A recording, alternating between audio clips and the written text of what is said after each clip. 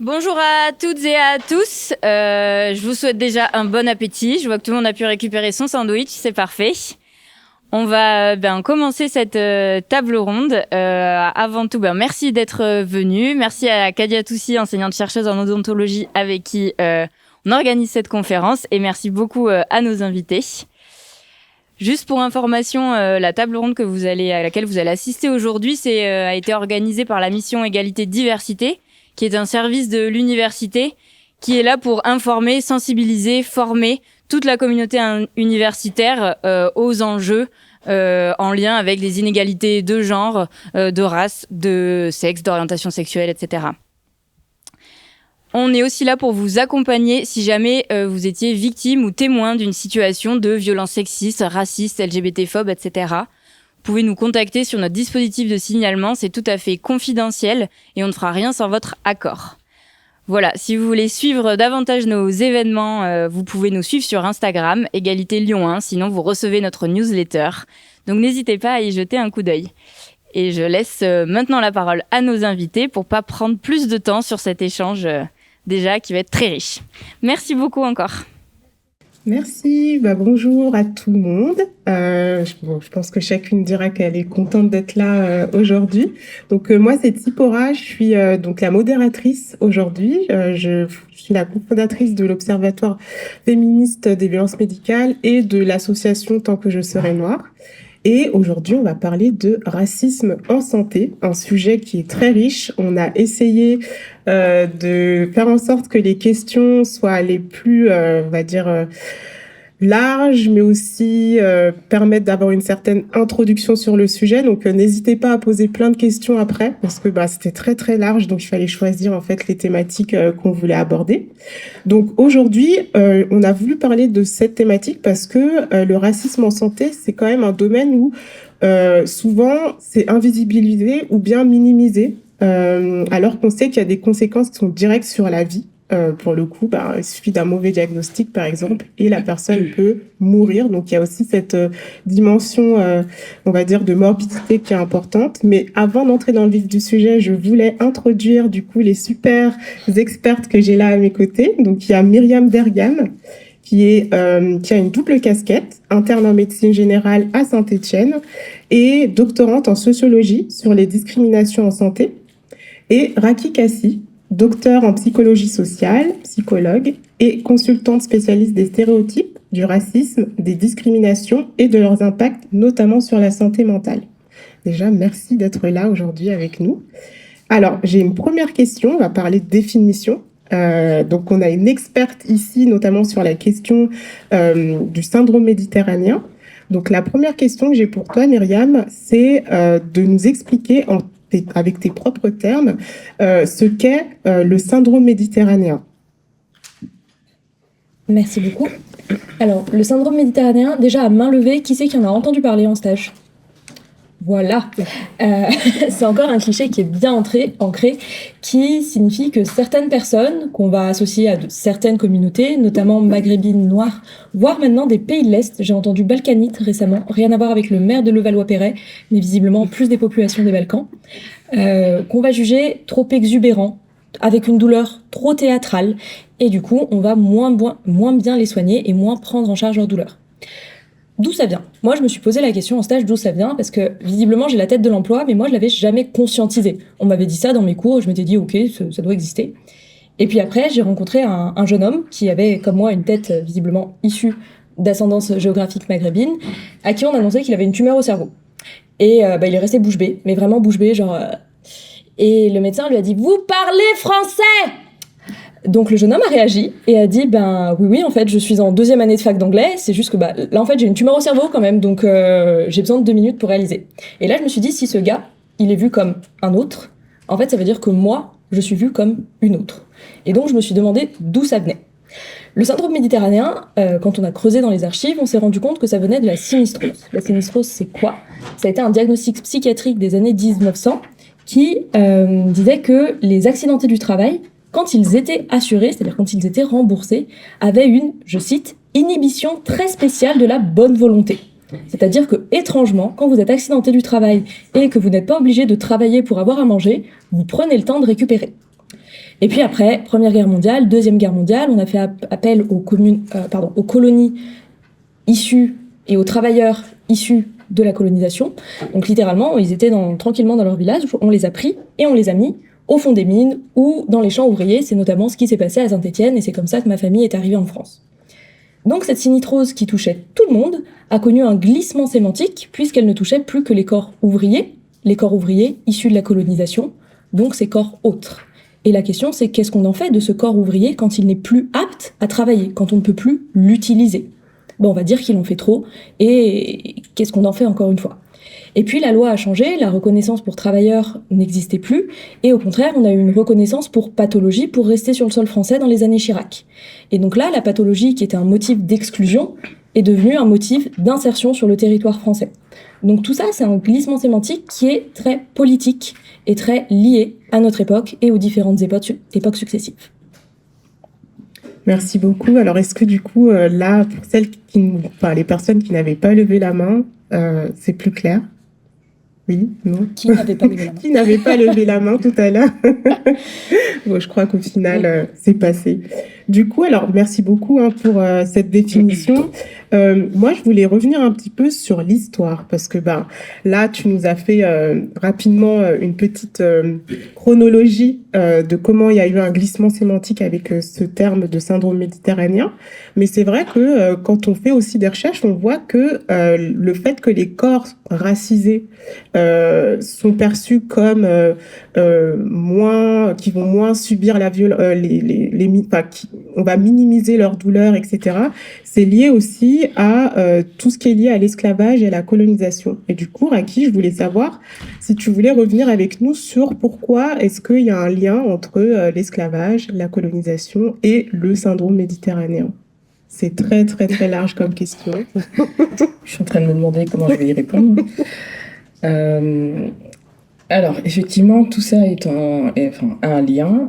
Pourquoi est-ce qu'aujourd'hui, il y a encore des inégalités de santé en lien avec les origines raciales ?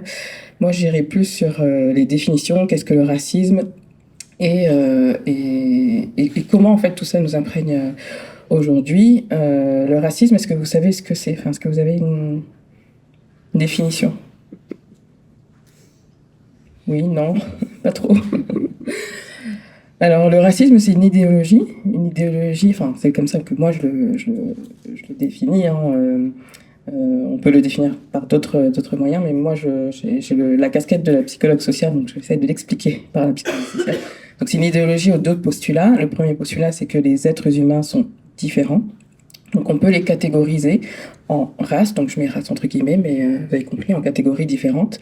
Et dans ces catégories, on met par exemple les personnes blanches, les personnes noires, les personnes d'origine maghrébine, les juifs, etc. Et on les distingue, elles sont imperméables entre elles. Et le deuxième postulat, c'est qu'il y a une hiérarchisation de ces catégories, de ces races, avec les personnes blanches au-dessus de la pyramide, les personnes noires tout en dessous, et puis les autres au milieu, en fonction des auteurs. Donc ça, c'est l'idéologie qui imprègne tout le reste. D'accord ? Donc la colonisation, l'esclavage, et on l'explique par des motivations économiques, mais en réalité, c'est assez imprégné, intriqué avec les motivations raciales, c'est-à-dire pourquoi est-ce qu'on prend des corps noirs pour les exploiter ? C'est parce qu'aussi on pense qu'ils ne sont pas humains. Enfin, derrière tout ça, il y a la déshumanisation.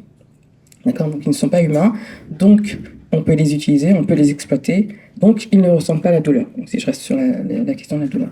Donc voilà comment cette idéologie a imprégné en fait toute l'histoire de la colonisation et imprègne en fait les inégalités de santé aujourd'hui et sont en lien direct avec le syndrome méditerranéen. Et est-ce que tu as un exemple concret, notamment dans l'histoire, de comment on a utilisé les corps de personnes racisées pour la médecine, justement ? Oui, je vais citer Anarcha, Lucie et Betsay. C'est ça. Betty Et Betsay.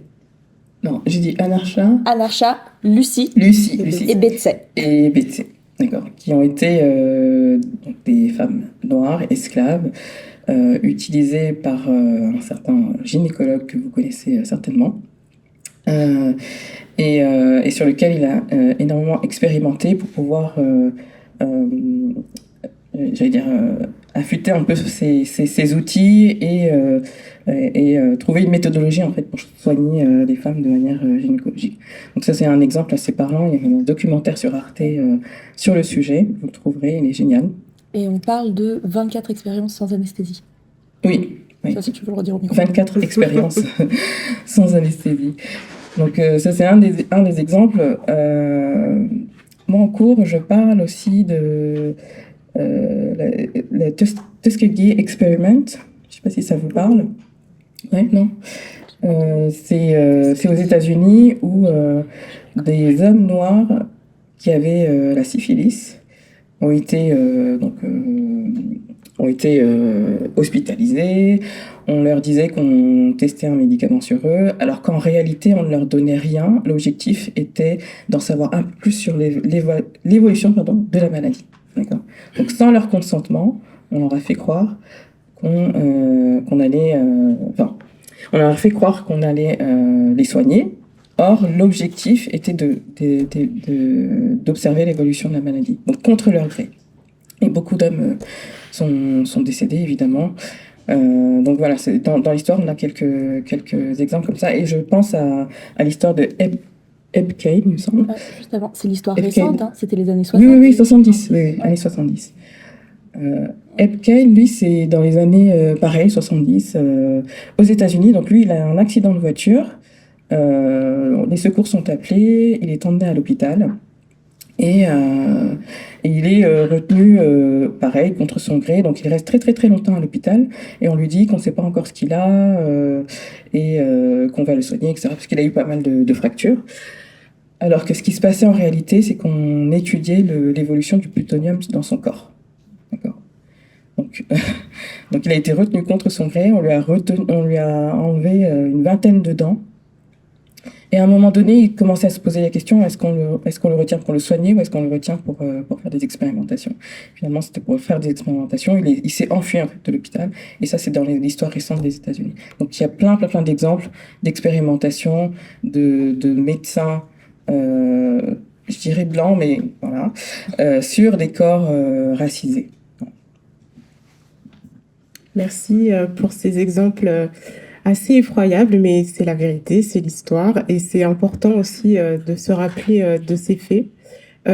Donc, j'aimerais passer à une question plutôt liée à la langue, parce que du coup, on a parlé de la souffrance, de la minimisation des douleurs, mais effectivement, on a aussi parfois des personnes qui nous expliquent que la barrière de la langue, c'est aussi une manière d'être moins bien soigné ou d'être moins bien traité en tant que patient ou patiente racisée. Est-ce que tu veux nous parler un petit peu de ces barrières linguistiques et peut-être de la relation que ça a avec les biais que ça peut provoquer en fait de la part des professionnels de santé? Alors, déjà à l'hôpital, on a peu de recours à l'interprétariat. Et je vais même plus dire qu'on a recours à la traduction, c'est-à-dire Google Trad, on fait avec les moyens du bord. Maintenant, moi, je viens de Saint-Étienne. Si je vous dis, j'ai la lourde, écoutez docteur, j'ai la lourde, en ce moment, j'ai besoin de me mettre en caisse. Est-ce que vous avez compris ce que j'ai dit? Quel est votre diagnostic? Et je viens de Saint-Étienne, hein, c'est à 45 minutes en train. Donc imaginez déjà juste avoir recours à un traducteur qui va vous dire la lourde, ok. Chez moi ça veut dire j'ai des vertiges, j'ai besoin de me mettre en caisse, j'ai besoin d'un arrêt maladie, en caisse d'assurance maladie. Qu'est-ce qu'on en fait? Une fois j'ai eu une patiente qui venait de Zambie et on avait fait venir un traducteur qui ne parlait pas le même dialecte. Alors du coup comment on exprime sa douleur? Eh ben on va en faire des caisses. Parce qu'on n'a pas d'autre moyen de se faire comprendre qu'ici on a mal. Et ça c'est quelque chose qui va être extrêmement jugé.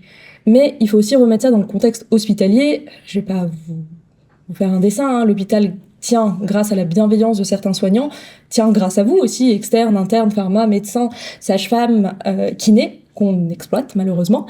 Et tout ça, ça fait qu'on n'a pas le temps, qu'on est fatigué, et que le malade qui geint, qui prend trop de place, eh ben celui-là, on va moins bien le soigner.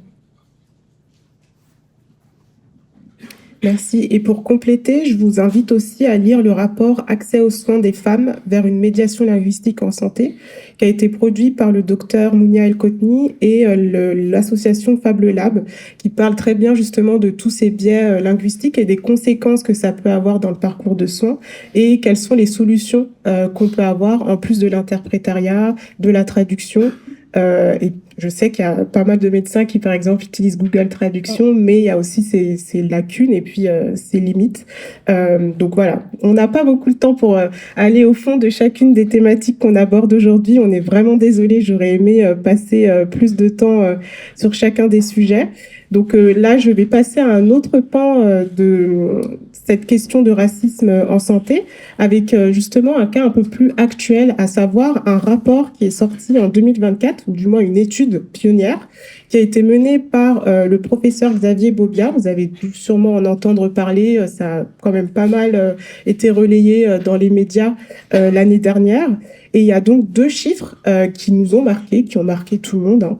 C'est que 63% des hommes blancs, quand ils arrivaient aux urgences, étaient placés en urgence vitale pour seulement 42% de femmes noires. Donc, Raki, j'aimerais savoir, à travers ces chiffres-là, qu'est-ce que ça nous montre, notamment par rapport à cette notion de racisme systémique, parce que ça aussi, on ne l'a pas employé aujourd'hui, mais on parle bien de racisme systémique, et de pourquoi est-ce que, quand on est une femme noire et qu'on arrive aux urgences, on a ce type de situation. Juste pour l'enquête de Xavier, c'était les mêmes vignettes cliniques, c'était juste la photo qui changeait. Du coup, je réexplique un petit peu l'étude qui a été faite par Xavier Beaubien et son équipe. En fait, ils ont envoyé à plus de 1500 soignants, médecins, urgentistes, infirmiers, etc., en France, en Suisse et quelques pays européens, une vignette avec un texte décrivant une personne qui a une douleur thoracique avec quelques éléments de ses constantes, etc. Et cette vignette était accompagnée d'une photo générée par intelligence artificielle. Et cette photo, ils ont fait varier 4 critères, donc de l'origine, donc soit les personnes noires, hommes et femmes, blanches, sud-est asiatiques et maghrébins. Et donc chaque personne avait une seule photo et le texte, et l'objectif était d'évaluer le degré d'urgence sur une échelle de 1 à 5, avec 1 et 2 étant une urgence vitale, 5 urgence relative. Résultat, quand les personnes qui ont eu le cas de l'homme blanc le plaçaient en urgence vitale à 63% et ceux qui ont eu une femme noire à 43%. Donc là, c'est l'intersectionnalité parce que globalement, dans les résultats, les personnes racisées étaient moins placées en urgence vitale que les personnes blanches, les femmes moins que les hommes et les femmes noires relativement, par rapport aux hommes blancs. Et comment c'est lié avec ce que je commençais à expliquer tout à l'heure, c'était que le racisme, donc, c'est une idéologie, et dans cette idéologie, on a une hiérarchisation, et dans cette hiérarchisation, on a des stéréotypes, des préjugés associés à chacun de ces groupes, avec l'idée que ceux qui sont placés en bas de l'échelle, en fait, sont moins bien, moins beaux, moins compétents, ont moins de valeur, etc. Et cette idéologie imprègne toutes les relations sociales, intergroupes, interpersonnelles, etc. Donc, quel que soit l'endroit où vous placez le curseur, quel que soit l'endroit où vous placez la loupe, vous avez les mêmes inégalités, que ce soit dans le logement, au niveau de l'école, de la police, de la justice, de la santé, etc. Donc, aujourd'hui, on parle de santé, mais sachez que dans tous les domaines, c'est exactement la même chose. Et on peut se demander pourquoi ceux qui ont vu... ça s'explique, en fait, par ces stéréotypes et ces préjugés. C'est une femme noire, donc les symptômes qu'elle a ne doivent pas être si graves que ça, c'est pas une urgence vitale. Alors qu'une personne blanche, on a peut-être plus d'empathie ou la tendance à penser que l'élément est plus sérieux et donc on le place en urgence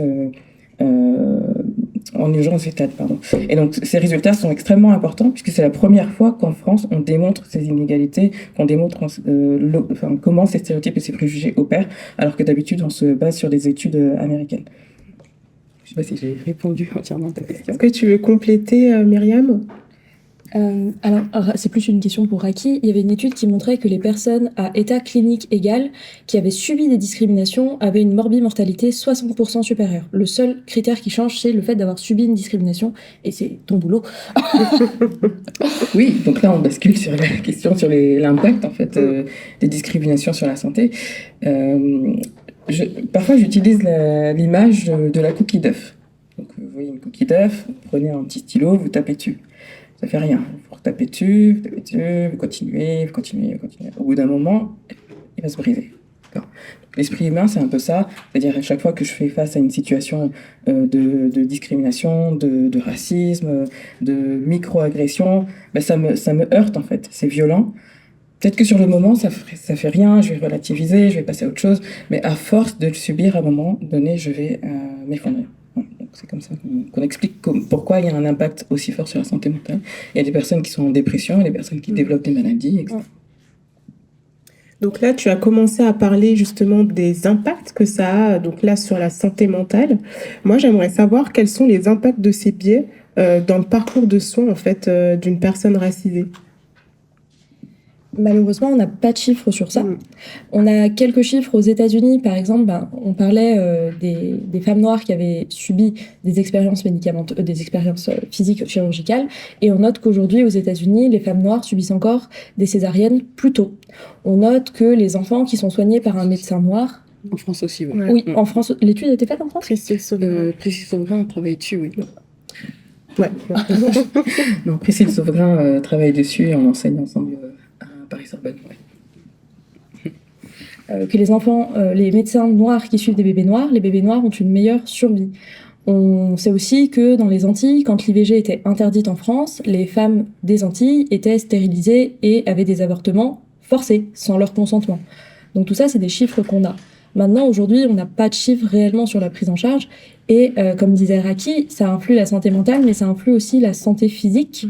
Et ça, on ne l'explique pas trop, mais que ce soit toutes les discriminations, aussi bien grossophobes, raciales, LGBTIQ-phobes, queerphobes, on va dire, sexistes, etc., etc. Raki, du coup, si tu veux rajouter. Non, je t'en prie. Non, c'est bon. Du coup, moi, je voulais juste rajouter effectivement toute la notion de... Concrètement, moi, je suis une patiente, j'ai été victime de racisme ou de discrimination. Du coup, je vais peut-être être dans une errance médicale, je vais peut-être être mal diagnostiquée, je vais peut-être mourir. Encore une fois, je reviens sur la morbidité. Mais en gros, voilà, ça, c'est... voilà, je pense que tu as des choses à... Non, je vais juste préciser que quand on parle de lien entre racisme et discrimination, il y a plusieurs sujets. Il y en a au moins 3. Donc le premier, c'est celui qu'on a abordé au début sur l'histoire, sur les expérimentations, le fait que la médecine telle qu'on la connaît aujourd'hui, a beaucoup utilisé des corps racisés pour se développer. Donc ça, c'est un premier pan. Le deuxième, c'est le fait que les personnes en fait qui vivent du racisme et des discriminations dans le quotidien, au travail, etc., ont leur santé qui est impactée, santé physique, santé mentale et santé physique. Ça, c'est le plus impressionnant. Il y a des personnes qui ont des maladies qui s'expliquent par le fait d'avoir vécu du racisme et des discriminations. Et le troisième élément, c'est le fait de vivre du racisme et des discriminations dans l'accès aux soins et dans la qualité des soins. L'un des risques, c'est le risque ultime, c'est le risque vital, hein. Mais au quotidien, ça peut être le fait d'être moins bien pris en charge, de pas avoir les bons médicaments, d'être aussi d'errer aussi médicalement, etc. Et voilà. Donc on a cet impact-là au niveau de la qualité de la prise en charge, mais également un impact sur la santé de la personne.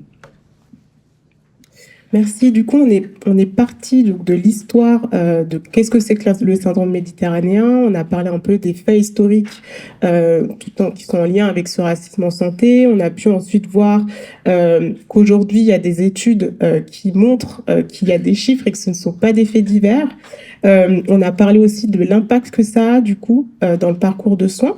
Et maintenant, j'aimerais savoir quels sont les mécanismes d'autodéfense que les patients-patientes mettent en place face à cette situation, en attendant qu'il y ait un vrai changement structurel et qu'on n'ait plus de racisme en santé. Les patients qui s'en rendent compte, le premier truc auquel je pense, c'est les listes. Tout simplement, les listes de praticiens racisés, les listes de femmes, les listes de praticiens LGBTQIA+, friendly, etc. Donc, c'est l'outil que les patients ont trouvé pour l'instant pour pallier à ces discriminations. Mais quand ils s'en rendent compte, ça je le précise parce que souvent on ne sait pas en fait, on ne sait pas si on a été bien soigné ou pas, on n'a pas forcément de comparatif et l'explication du racisme, généralement, elle arrive à la fin. En fait, elle arrive après toutes les autres explications. C'est pourquoi est-ce qu'on m'a pris en charge comme ça, etc., etc. Je vais citer un exemple que je donne de temps en temps quand je prends la parole d'un homme que j'ai rencontré en formation. Donc, c'est un homme d'origine turque. Et il a plein de grains de beauté sur le corps et doit consulter une dermatologue pour vérifier ses grains de beauté. Donc, il en choisit une, il y va, ça se passe plutôt bien, enfin, sans plus, quoi. Les consultations sont assez courtes, enfin, il se dit, bon, tant qu'elle fait son travail, c'est bon. Il revient une deuxième fois, ça se passe toujours pareil, elle est toujours des réponses très laconiques, le contact est là, mais bon, c'est vraiment consultation rapide. Voilà. Et il revient une troisième fois, toujours pareil. Et une quatrième fois, il revient, mais il arrive en avance. Bien en avance. Et il la voit sortir de son cabinet, et là, il ne la reconnaît pas parce qu'elle est joyeuse, elle est chaleureuse, elle fait des blagues, elle sourit. Elle est complètement différente de celle qu'il voit d'habitude, en fait. Et une fois dans le cabinet, elle reprend un peu son masque habituel, et résultat, il a arrêté de la consulter. Voilà. C'est-à-dire que là, on est sur le lien, sur la confiance, en fait, parce que derrière tout ça, il y a aussi les liens de confiance entre praticien et patient. La confiance, en tout cas la définition que je retiens, moi, c'est le fait qu'elle repose sur 3 éléments. Donc l'authenticité, est-ce que la personne que j'ai en face de moi est vraiment authentique? L'empathie, est-ce qu'elle est sensible est-ce qu'elle comprend en fait mon ressenti? Et la compétence, est-ce qu'elle peut vraiment me soigner? D'accord. Donc si l'un de ces 3 piliers est impacté, ça impacte la confiance. Là, ça a impacté l'authenticité. Je ne sais pas qui j'ai en face de moi finalement, et elle n'est pas authentique envers moi. Donc, est-ce que c'est en lien avec le racisme ou pas? Je ne sais pas. Dans ce cas-là, je préfère ne pas la consulter. Merci Raki. Donc là, on a vu avec toi quels étaient les mécanismes d'autodéfense, et puis merci d'avoir expliqué du coup ces 3 piliers. Moi, je voulais revenir aussi sur la formation. On est dans un campus, on a face à nous plein d'étudiants et étudiantes. J'aimerais savoir, Myriam, comment toi, dans ton parcours d'interne, ces enjeux de discrimination raciale ont été abordés. Après, je sais que tu as une double casquette, mais voilà, j'aimerais avoir ton point de vue en fait sur ce côté formation. Qu'est-ce qui existe et qu'est-ce qui devrait exister? Alors, moi, je viens d'une autre époque. J'ai commencé médecine en 2013 et dans mon collège de gynécologie, 2016, c'était marqué lutéome, voilà, race jaune, race noire, par rapport aux femmes de race blanche. Race jaune, je vous jure, c'est dans mes diapos. Collège de gynécologie 2016. Alors, comment vous dire que la formation à cette époque, c'était pas vraiment ça. Et puis, à Saint-Étienne, on s'est mis à chercher, on s'est mis à creuser. Maintenant, l'article sur le syndrome méditerranéen, par exemple, est cité dans le collège de santé pub. Collège que je n'avais pas acheté parce que pas de questions en QCF dessus. Vous savez. Donc, ces formations sont quand même peu abordées et on va être aussi honnête, on n'a pas le temps. Parmi tous nos collèges, la néphro, la cardio, la pneumo, l'endoc, la réa, je vous dis pas, je l'ai pas acheté non plus. On n'a pas le temps d'apprendre tout ça, alors que ça devrait faire partie de notre formation. Parce que finalement, quand on regarde par exemple les leucémies myéloïdes chroniques, sachez que ça touche moins de personnes que la transidentité. Et pourtant, on n'a pas de chapitre sur la transidentité dans nos collèges de médecine. Donc tout ça, ça a un impact et c'est où nous, on veut mettre le curseur aussi. Mais des choses se développent, donc aujourd'hui avec la mission Égalité de Lyon, et dans plein de facs qui demandent de plus en plus des interventions, puisque Raki, tu disais que tu es aussi à Paris-Sorbonne, et les choses évoluent. Les choses évoluent avec vous aussi, qui êtes présents là aujourd'hui, et c'est déjà un immense pas qui est fait. Et on peut aussi vous féliciter pour ça, parce que des étudiants motivés, on en a besoin, et c'est aussi vous qui allez faire changer l'image de la médecine de demain. Pas de pression.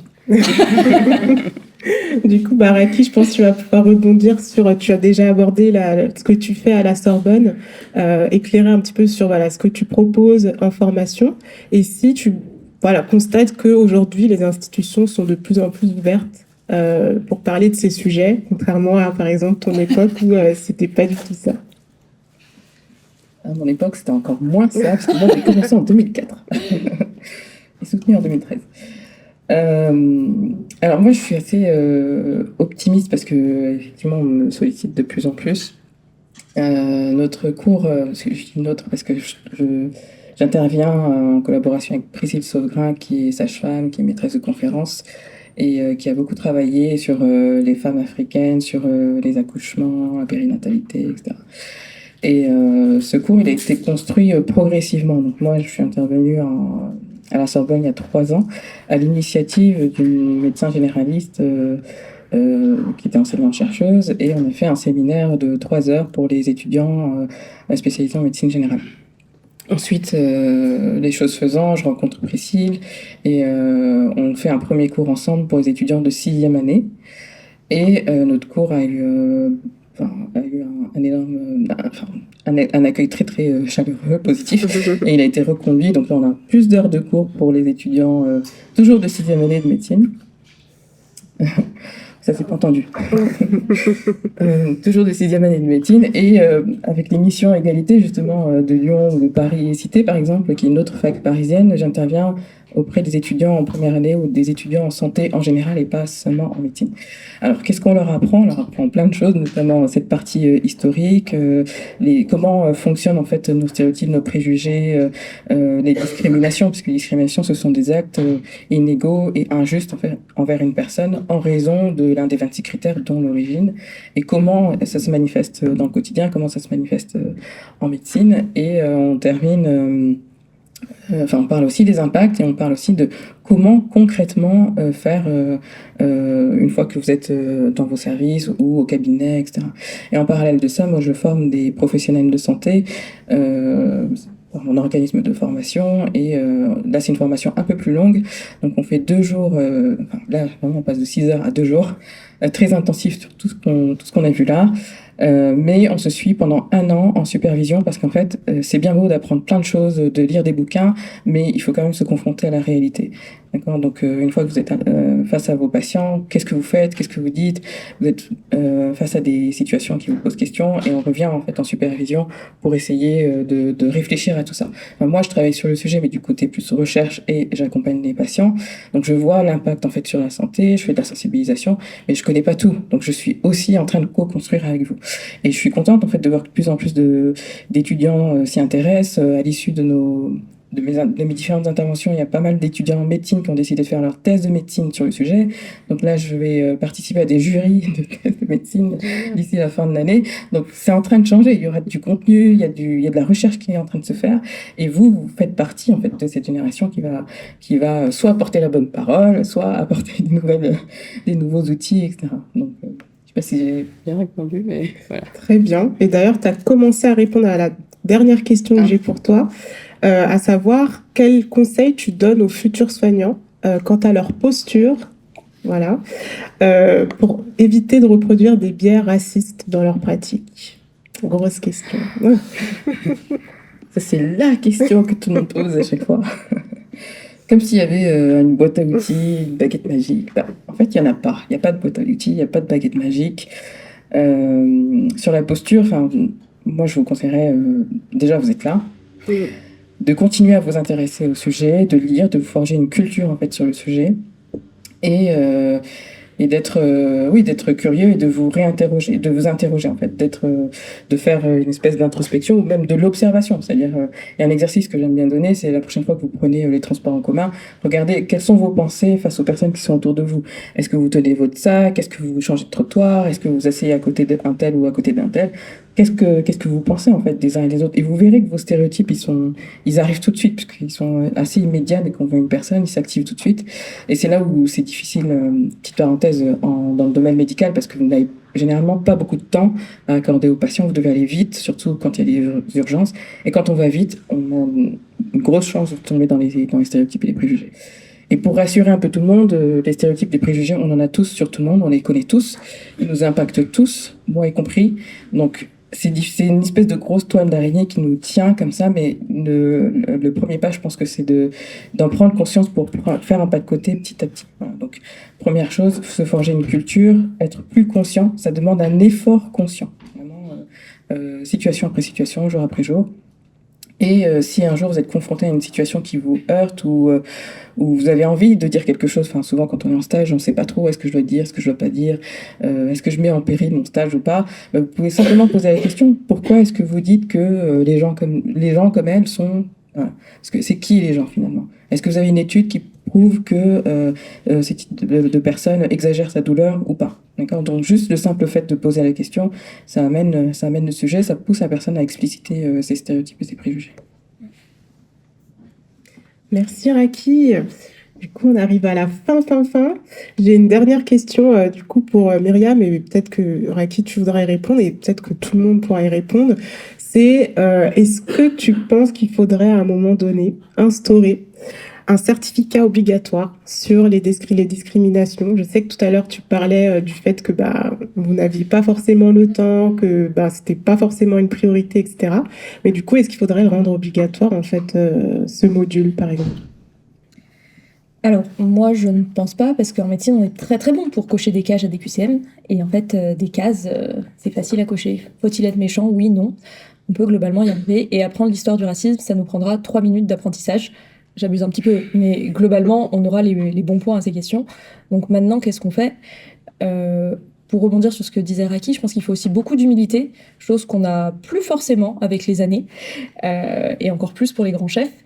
C'est que quand un patient nous dit que quelque chose l'a heurté, faut accepter au lieu de commencer à dire « mais non, mais je t'assure, mais oui, mais ma grande-tante qui est maghrébine, elle aussi, elle fait des caisses sur sa douleur ». Donc oui, ta grande-tante, c'est toute la population maghrébine, forcément.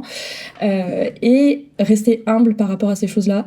Les choses bougent très vite, et vous allez voir que dans quelques années, vous allez dire « ah, mais les jeunes aujourd'hui ». Et en fait, ça commence tôt, vraiment. et plutôt qu'il faut se suivre tout ça. Aujourd'hui, on voit par exemple sur TikTok le culte de la maigreur qui revient, certaines choses qui reviennent, et rester connecté. Alors je sais qu'on n'a pas le temps, je sais que c'est compliqué, mais en fait, tant qu'on reste connecté aux jeunes générations, à mon avis, ça va bien se passer. J'espère. Raki, non, c'est bon. Ok, super. Écoutez, on arrive à la fin. Je pense qu'on a respecté le timing. Voilà. Donc, place aux questions. Est-ce que vous avez des questions? Ah, je vois une main levée là et là. Je vais faire passer ce micro, mais ne soyez pas surprise, ça va pas émettre de son plus que ça. C'est juste pour la captation. Voilà. Bonjour, Bonjour. Alors, il a été on a fait référence qu'aux patients, mais qu'en est-il du corps médical, des médecins racisés, de leur relation avec leurs collègues et de leur relation avec les patients aussi, qui peuvent être parfois très négatifs? Est-ce qu'il y a des études là-dessus? Parce que j'ai trouvé qu'une étude faite au Canada, j'ai pas trouvé d'étude là-dessus en France. Donc est-ce qu'il y a une étude qui traite de ça ou quoi que ce soit similaire? Voilà, merci. Qui veut répondre? Alors, il y a deux choses. Vis-à-vis des patients, après, tu auras une patientèle qui te ressemble. Et ça m'est arrivé, c'était un patient qui voulait pas que je le soigne, et du coup, ça m'a fait une pause. Donc en fait, faut regarder les choses, chacun voit midi à sa porte. En revanche, il y a là, par exemple, les PADU, les médecins étrangers, voir comment on les traite. Et pour nous qui sommes nés en France, en effet, des fois, moi, on va pas se mentir, je suis une femme racisée à Saint-Étienne qui n'est pas dans une famille de médecins, qui fait l'universitaire. Essayez de trouver une femme racisée qui est PU. En fait, il n'y en a pas. Donc, c'est aussi quelle représentativité on peut avoir. Et pour l'instant, on navigue à vue. Moi, sur cette question, je dirais que oui, des discriminations, les stéréotypes, les préjugés opèrent aussi entre médecins. Et on retrouve aussi les inégalités, etc. Entre médecins et patients, donc comme les patients qui veulent pas... qu'est-ce qu'on fait quand un patient ne veut pas que vous le soignez? Toi, tu prends la pause. Vous, je sais pas ce que vous allez choisir de faire. Moi, je dirais juste faites ce avec quoi vous êtes le plus à l'aise. Voilà.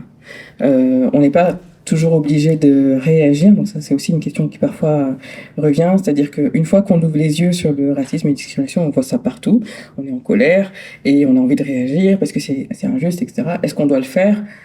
Peut-être pas, peut-être que oui, mais peut-être pas. D'accord. Donc faites ce qui vous paraît le plus juste, ce avec quoi vous êtes le plus à l'aise, et si je suis en lien avec des médecins justement d'hôpitaux parisiens.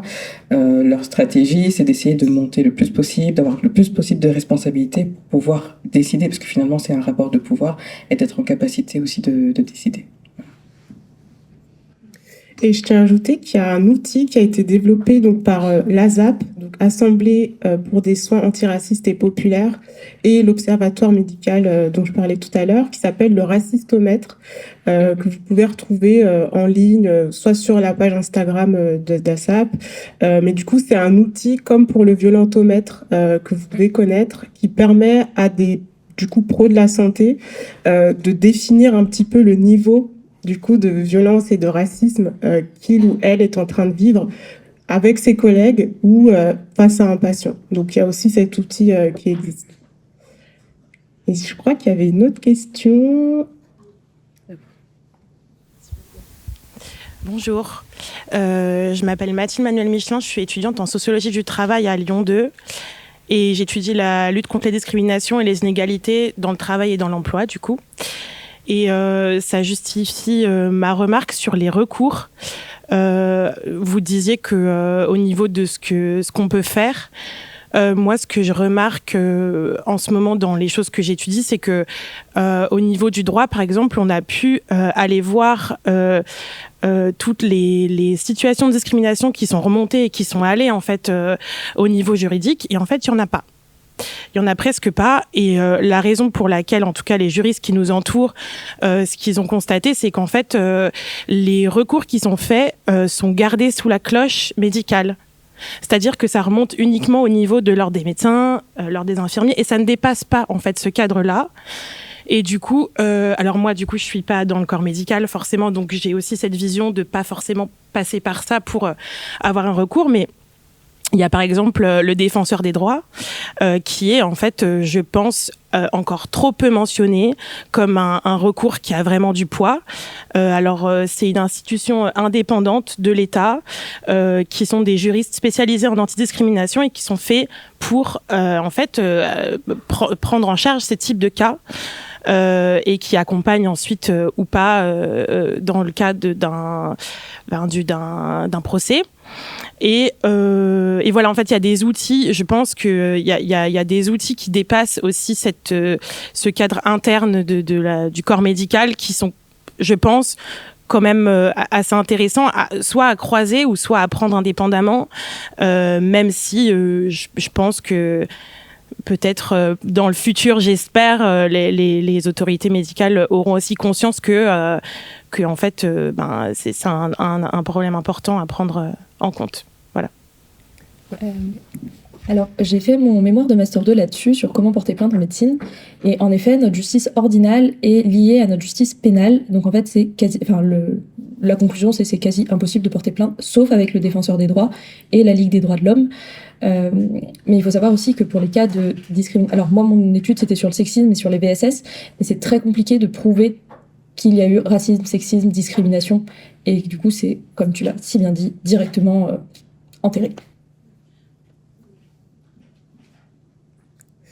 Je voulais aussi ajouter, donc vous parlez de la défenseur des droits, donc avec l'ALAB et puis l'Observatoire, on a fait une campagne de plaidoyer auprès de la défenseur des droits. Donc il y a une étude qui va sortir le 30 avril. En fait, il y a eu toute une collecte de témoignages sur les discriminations dans l'accès aux soins, donc toutes les discriminations, hein, pas que le racisme. Donc je vous invite à partir du 30 avril à consulter du coup le rapport qui va sortir. Et effectivement, je pense qu'il y a un manque d'éducation sur le fait qu'on peut recourir en tant que patiente, citoyen, citoyenne à la DDD quand il y a discrimination. Je sais pas si Raki, tu vas ajouter quelque chose par rapport à ce point. C'est très bien, juste sur le non-recours, c'est quelque chose qu'on retrouve quasiment partout. Dans le monde du travail également. Enfin, tous les ans, on a des chiffres, des études, même du Défenseur des droits, qui montrent que les discriminations liées à l'origine sont à un niveau très élevé. Parce que les personnes, en fait, déclarent l'avoir vécu dans les 3 mois, ou 6 mois, ou 12 mois. Mais de là à aller porter plainte, c'est un pas qui est énorme, que les gens ne se représentent... Enfin, ils se voient même pas le faire, en fait. Donc c'est pour ça qu'il y a un énorme taux de non-recours. Ah, il y a une question.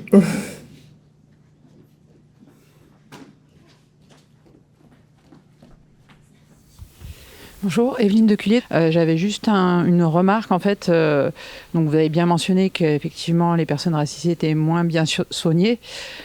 Qu'effectivement, moi ce qui me chagrine encore plus, c'est qu'il y a un rapport qui est sorti il y a 2 ans qui montre que là, nous on fonctionne avec l'evidence-based medicine, donc on se base sur des essais cliniques. Il y a ce rapport qui est sorti il y a 2 ans qui venait des États-Unis, qui montrait qu'effectivement les personnes racisées et plein d'autres minorités, mais qui ne sont pas si minoritaires que ça, si on regarde vraiment les chiffres, ces minorités-là finalement, on leur proposait jamais de participer à des essais cliniques. Grosso modo, on propose des essais cliniques à des personnes plutôt blanches, plutôt de CSP+, etc., etc. Ce qui fait qu'effectivement, on va proposer des traitements qui sont adaptés à une population, mais pas à toute la population. Donc ça, pour moi, je trouve que c'est gravissime. C'est-à-dire qu'on pense, même en voulant bien faire, on va s'appuyer sur des données qui sont biaisées. Donc c'est complètement, finalement, irrationnel. Et là, ma question, elle était plus finalement sur l'actualité, en fait, Trump, qui va certainement dézinguer tout ça. Parce que là, c'est il y a 2 ans. C'est il y a 2 ans qu'on se rend compte de ça. C'est il y a 2 ans qu'on se dit, faudrait peut-être qu'on mette ça dans les essais cliniques pour qu'on puisse avoir des données qui permettent de soigner les gens correctement. Et là, on va se prendre une reculada Enfin, moi, c'est vraiment, ça me fait peur, hein, parce qu'en plus, il y a une espèce de pensée crasse qui va avec. Et je me dis, Trump, il n'est pas tout seul. Hein. Voilà. Et je me dis à quel point vous pensez que ça peut irradier en France. Oui, tout à fait. Vas-y, je t'en prie, Raïs. J'ai aussi peur que vous. On en parlait juste avant avec Tsipora. Parce qu'au-delà du domaine médical, moi je fais aussi beaucoup de sensibilisation auprès d'entreprises, etc. Et sur la thématique diversité, équité, inclusion, aujourd'hui on en parle beaucoup, mais il y a 5 ans, 6 ans, on n'en parlait pas beaucoup, pas du tout. Ça a fait un énorme boom après la mort de George Floyd. Le meurtre de George Floyd. Et beaucoup d'entreprises américaines ont pris le sujet à bras-le-corps en disant il faut qu'on en parle, etc. Et beaucoup de grosses entreprises ont décidé d'adresser le sujet et de dire notamment à leurs filiales françaises mais vous faites quoi en fait? Parce qu'on fait rien, on parle jamais de racisme, on parle jamais d'inégalité, etc. Et c'est là où beaucoup d'entreprises m'ont contacté pour venir parler du racisme. Donc ça a mis du temps en France à arriver. Là, maintenant, ça va à peu près. On fait des petits webinaires, des choses. Voilà. Pas beaucoup, hein. 1 heure par-ci, par-là pour dire qu'on en parle. Même la semaine dernière, j'étais encore face à des entreprises pour parler de ça. Et là, avec le recul de Trump, je pense pas que la France attendra 5 ans pour reculer.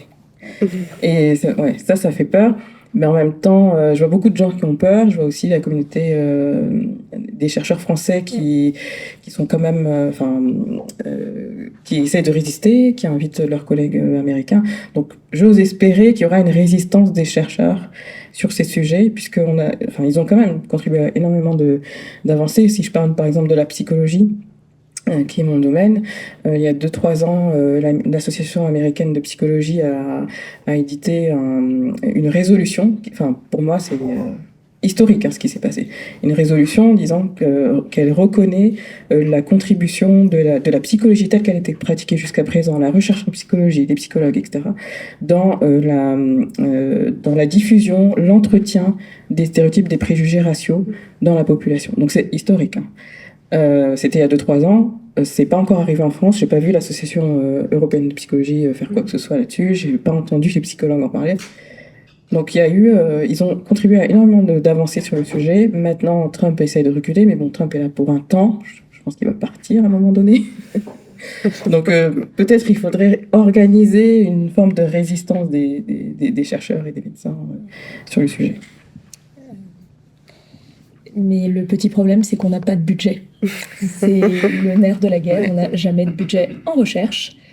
Et moi, c'est plutôt ça qui me questionne. Ouais. Mais après, je suis d'accord sur l'aspect positif des chercheurs, tout ça. Oui. T'as épée sur terre.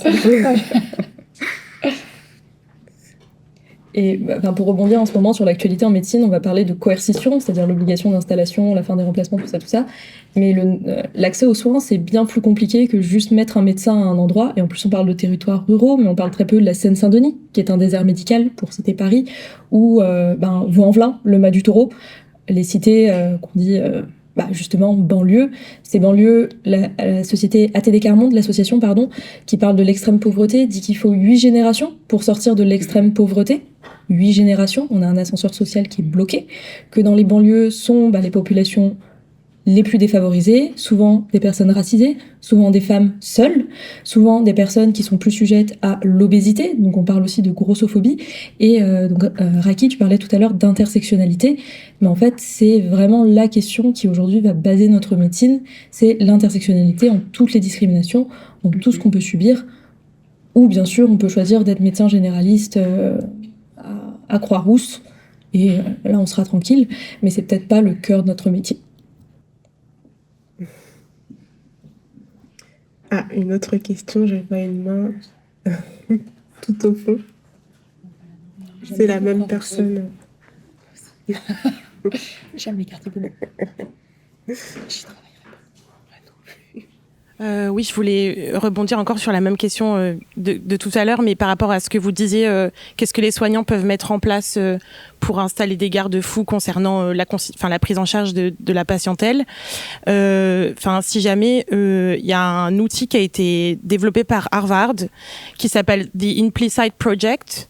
Alors, ça concerne tout type de biais implicites, donc vous pouvez y retrouver le triptyque classe, race, genre. Mais en fait, c'est un outil qui permet de mesurer les biais implicites qu'on peut avoir, au regard d'interactions interpersonnelles, sociales qu'il y a autour de nous. Et voilà, je voulais juste mentionner l'existence de cet outil-là. Après, voilà, ça c'est potentiellement en anglais, mais voilà. Il existe aussi en français. Il existe en français, donc c'est le TAI, le test d'association implicite, qui va mesurer en fait la vitesse à laquelle vous associez les idées positives ou négatives envers les catégories, et vous pouvez vous auto-tester sur plein de catégories différentes et avoir un retour sur vos préjugés. Bonjour, juste pareil pour rajouter des choses, vous parliez d'autodéfense et vous avez mentionné les listes et je trouve ça super chouette. Je pense qu'il faut aussi rajouter le fait que les gens, les personnes ont recours à d'autres médecines qui sont pas la médecine occidentale traditionnelle, etc. Et que, du coup, nous, pour les étudiants et étudiantes en médecine ou autres soignants, faut pas qu'on oublie de leur en parler, en fait, d'essayer de comprendre ce qu'ils font, à quoi les gens font appel, parce que c'est important et que sinon ils arrêtent de venir nous voir parce qu'ils nous font moins confiance. Et l'autre chose ici, c'est la création de lieux. En fait, il y a de plus en plus, et notamment dans les intersections, les milieux féministes ou les milieux LGBTQI++, il y a aussi la création de lieux, d'espaces ressources pour que les personnes puissent se retrouver et parler de leur santé ensemble et de façon un peu autodéterminée, on va dire. Peut-être citer 2-3 assos lyonnaises, vous en connaissez peut-être plus que moi. Citer des assos lyonnaises, moi je connais Chrysalide, mais vous êtes lyonnais, moi je suis stéphanoise, donc je ne connais pas. Non. Il y a Cabiria pour les TDS notamment, il y a Outrance, mais je ne sais pas s'ils sont à Lyon, mais ils sont plutôt Paris et plus. Je sais pas trop, il y a le Stras partout en France. Voilà, je suis pas très lyonnais, du coup je sais pas trop. Il y a l'ENIPS aussi, qui travaille aussi beaucoup sur ces questions, qui va aussi dans des squats et qui travaille aussi pour les questions des usagers de drogue. Et pensez à vous rapprocher de toutes les associations communautaires qui vont avec les XAPA Carud. Alors nous à Saint-Etienne c'est Rimbaud, mais encore une fois je suis pas de Lyon, mais je suis sûre qu'il y a plein de choses qui existent auxquelles on pense pas forcément, ne serait-ce que pour orienter nos patients, pour qu'ils aient des gens à qui parler, qui ne soient pas juste le corps médical. Et c'était une super remarque, merci d'avoir insisté là-dessus. D'autres questions?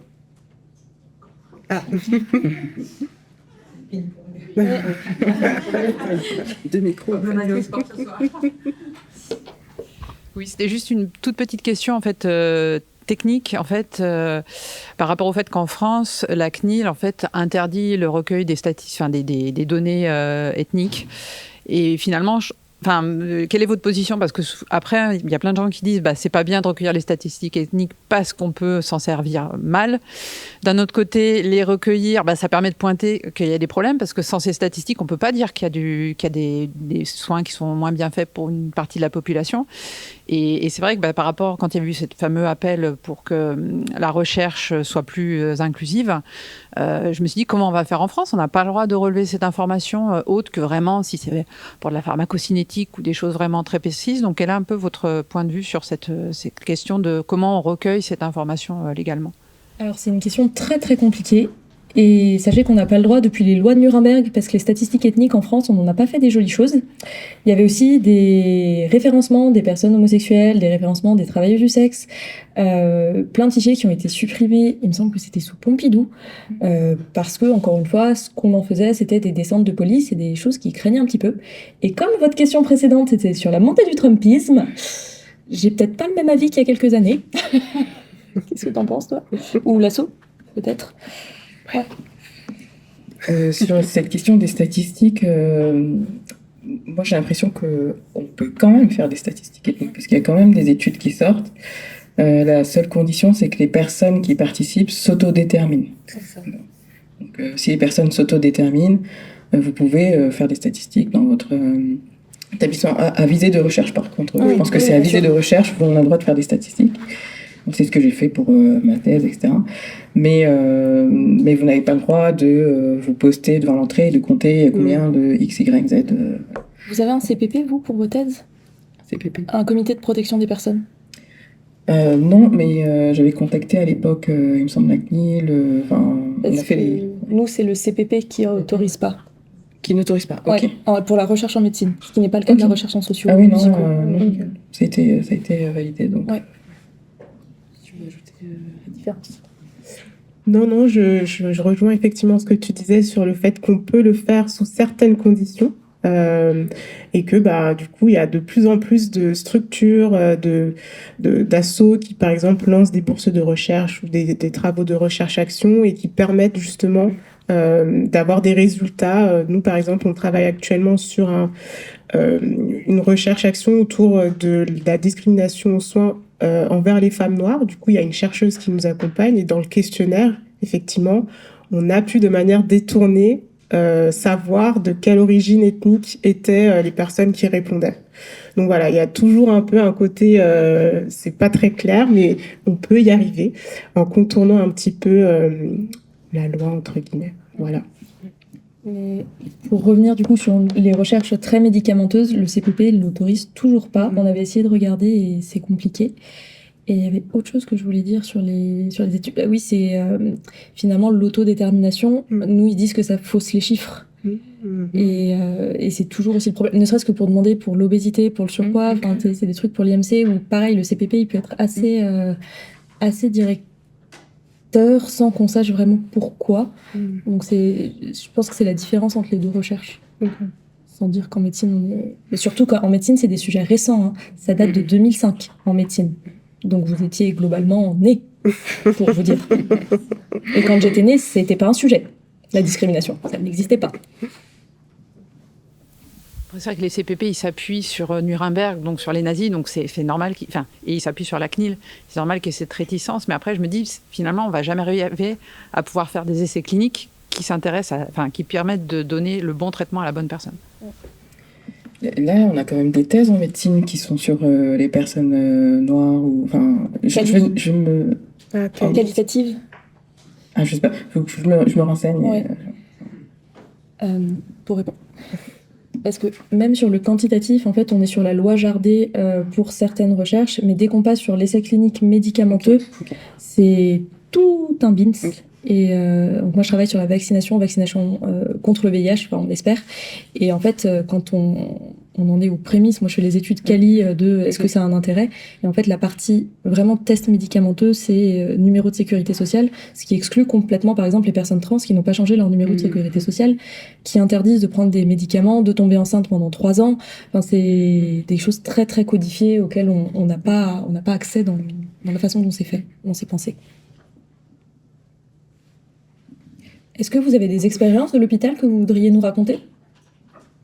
Je sens que t'en as. Je crois que c'est là. Enfin, t'es pas obligé, hein. Si vous le souhaitez. Je sais pas la valeur ajoutée que ça peut avoir. C'est très intéressant tout ce que vous racontez.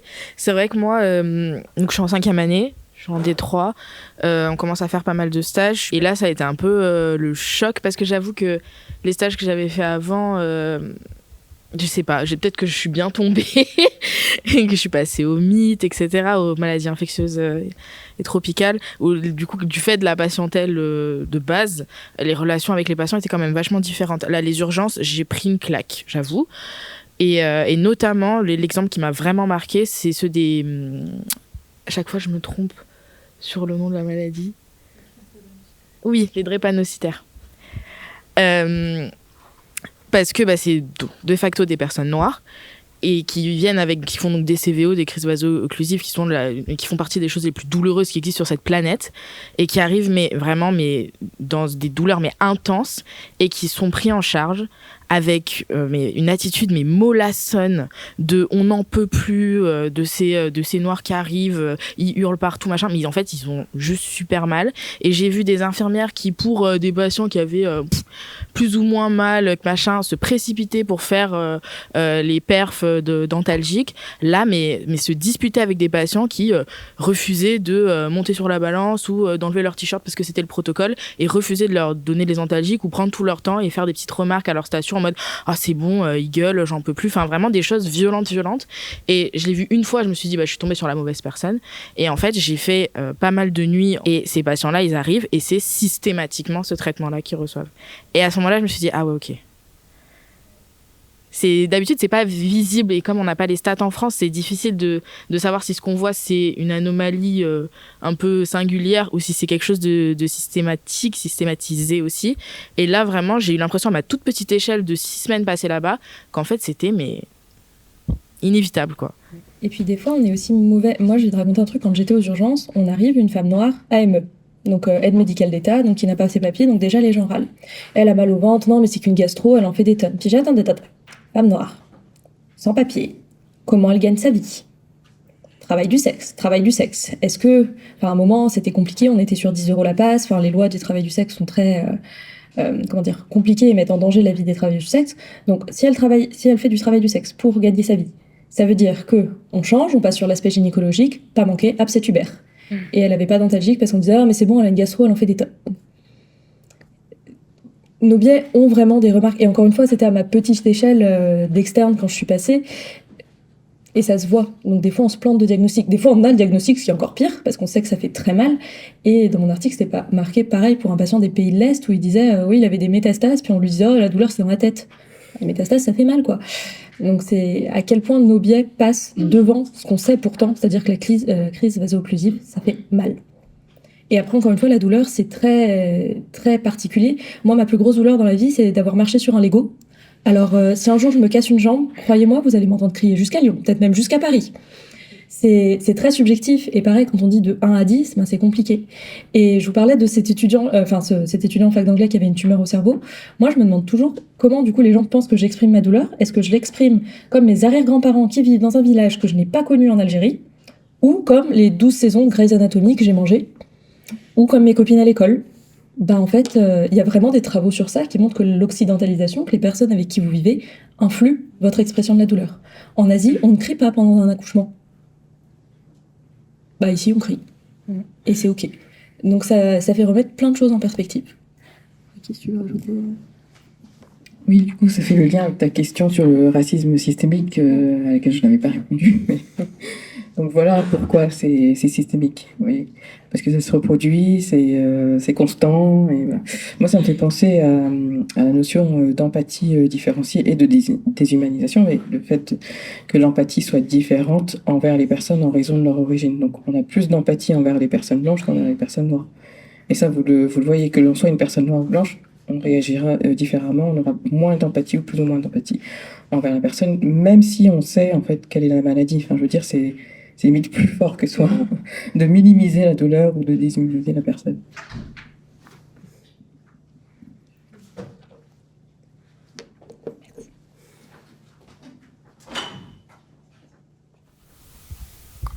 Bonjour, alors moi je vais parler d'une expérience vécue qui reprend un peu du coup ce que vous dites et ce qu'elle a dit tout à l'heure.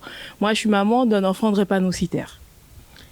Et donc, à l'époque, ma fille, elle avait à peine 6 mois. Elle a commencé à faire des crises vaso-occlusives assez tôt. Et au bout de quelques crises, je commence à connaître mon enfant, je sais quand elle est douloureuse, comment la douleur va évoluer. Et après, en fait, on se rend compte que, comme vous dites, la prise en charge, j'arrive avec mon enfant, je dis là, elle est douloureuse, il faut faire, voilà, le protocole. Et non, on ne prend pas en compte ce que je dis. Et une autre chose qui est assez choquant quand même, que moi je sais après, avant j'avais pas beaucoup été confrontée à l'univers de l'hôpital. Et avec ma fille, je commençais à y aller régulièrement. Et on se rend compte que, je me dis, elle est suivie là-bas. Chaque fois, elle était, au moins tous les 2 mois, on y allait en urgence pour des crises. Mais chaque fois, c'était la même chose. Qu'est-ce qu'elle a? C'est quoi la drépanocytose? On est en face d'internes qui ne connaissent pas la maladie. On est en face d'internes à qui j'explique c'est quoi la drépanocytose, à qui j'explique c'est quoi des crises de douleur. Pour une maladie quand même qui est la première maladie génétique en France, avec un taux de naissance d'enfants drépanocytaires qui chaque année est je me dis, faut quand même le médical, il y a quand même des dysfonctionnements, mais de gros dysfonctionnements. Et pareil, je me suis cette fois, cet incident-là, c'était quand même allé assez loin. Je me suis dit ça, je laisse pas passer. Je me suis plainte, j'ai fait un scandale. Le chef de service est arrivé, comme vous dites, ça reste sous la cloche du médical. C'est pas aller plus loin. Une lettre d'excuse, on s'excuse, ça se reproduira plus et voilà. C'est tout, ça s'arrête là. Raki, tu expliqueras plus en détail, mais on a aussi ce côté de la personne issue de l'immigration est une personne sauvage qui en fait des tonnes, et on peut parler par exemple aussi d'hypersexualisation via l'esprit carabin. Et encore, ça a changé. La Meusseau, à l'époque, moi, c'était le petit bonhomme avec une nana entre les cuisses, le symbole. Mais notre humour en médecine joue beaucoup sur les stéréotypes qu'on peut véhiculer. Et pourtant, les paillardes, je les ai chantées. À 6 ans, c'est consentant, tant que ça dépoile, c'est que c'est légal. Je les ai chantées. Et après, quand on prend un peu de recul, on se rend compte qu'on véhicule des trucs absolument affreux. Et que si c'est que de l'humour parce qu'on soigne tout le monde de la même façon, en fait, en réalité, on soigne pas tout le monde de la même façon. Et c'est beaucoup, beaucoup d'humilité de le reconnaître. Un certain dessinateur de BD dit que ça n'existe pas et que quand on met la blouse, on voit plus les couleurs. Mais en fait, non. On garde nos préjugés et sachez que c'est normal, comme disait Raki, d'avoir des jugements. On juge tout le monde en 3 secondes. C'est notre critère de survie. Maintenant, c'est qu'est-ce qu'on en fait et arriver à se dire, ce jugement, il est tout pourri. Comment je le travaille? Ok. Merci pour votre témoignage. En vous entendant parler, je me dis, mais comment est-ce que c'est possible que les internes ne connaissent pas la drépanocytose? Une page.